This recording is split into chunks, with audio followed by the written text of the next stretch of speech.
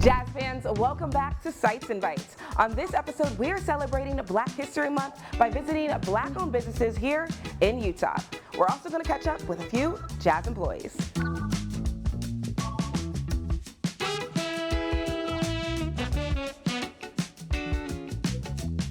For our first stop, we are here at the Barber League Barbershop, where I'm joined by my friend and a fellow coworker, the one and only Riley Dimps. He is the, I have to get this correct, the Emerging Technology Manager. Did I do it right? You got it right. Did I give your title justice? You gave it justice. All right, well, Riley is here with his barber, JD, who's absolutely amazing.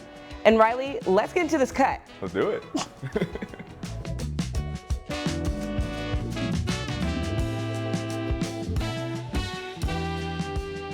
JD, talk about the vibe that you've curated here at this barbershop. I wanted it to be more along the lines of a traditional barbershop. I am a poor man's therapist, and I know everybody problem, 9 times out of 10. I try to keep it non-biased and non-judgmental, you know, so it's a safe spot for men to come in here and cry about their women or, you know, cry about their families, whoever it may be, you know, and it's a safe spot for them.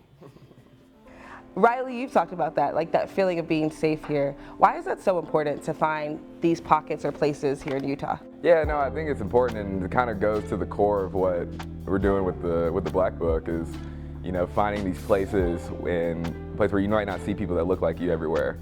You brought up the Black Book, and the Black Book is something that we've started here at the Jazz for people to be able to find Black businesses here in Utah.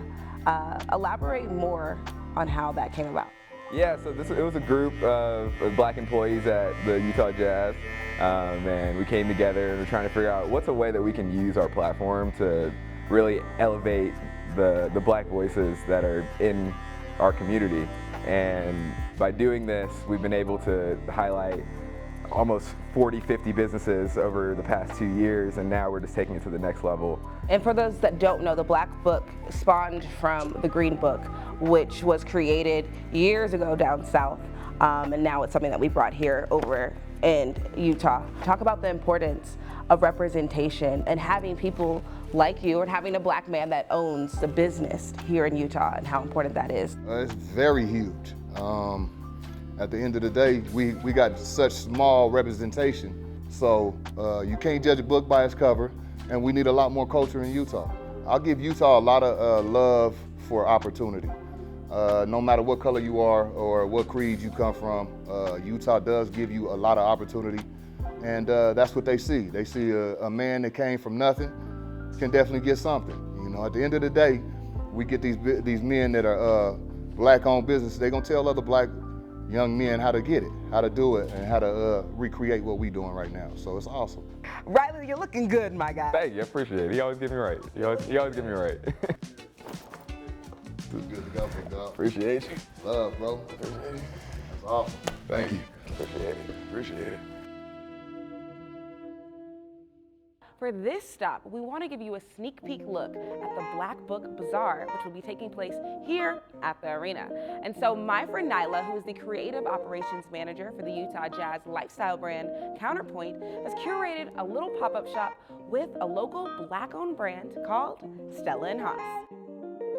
We have the owner of Stella & Haas, Jenny, and Nyla actually introduced me to Stella & Haas. So we were able to create this little pop-up shop here of some of the jewelry, and there's quite an assortment.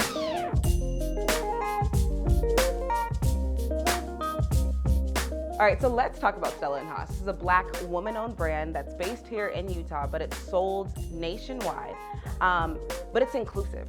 We've tried to curate jewelry that is literally for everyone. We have a warehouse and we do pop-ups like once or twice a month. We like to have food, a little bit of drink, and get to know like the community too. Talk about just the importance of representation being a Black woman-led brand here in Utah.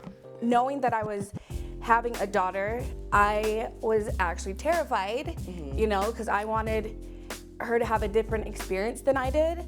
And so it was important for me to step up also not just having other people show her something different. I needed to do a brave thing, try something new, start a business, and also it was really important to me that most of my models are all Black women, or at least women of color, because I wanted her to see someone who looks like her. So one thing that we're doing here at the Jazz is that we're doing a Black Bazaar. This is kind of like a sneak peek at what the Black Bazaar will look like because we're highlighting businesses, correct? Can you elaborate more on what the Black Bazaar looks like? What we're doing this season for Black History Month is relaunching our Black Book, which is a Black-owned business directory for the entire state of Utah. And it'll be featured on our app and on our website year-round. We are also having our first ever Black Book Bazaar, which is a marketplace for Black-owned businesses that's set up specifically for our fans on game nights to be able to come and shop from these different businesses that they'll get to see in the Black Book. Thank you so much for coming and creating this pop-up experience for us. This was so great. You guys are amazing, seriously. I had so much fun and I can't wait for the Black Bazaar. All right, thank you so much and thank you all for supporting. Let's go to the next stop.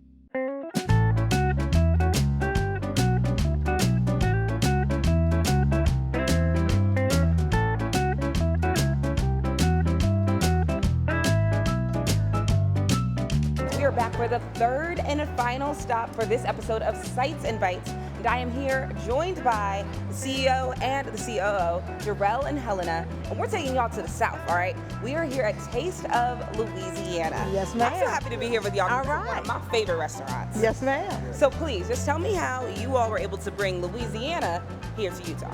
Well, as a result of coming here with the military, this was our last duty station. My husband was going to retire.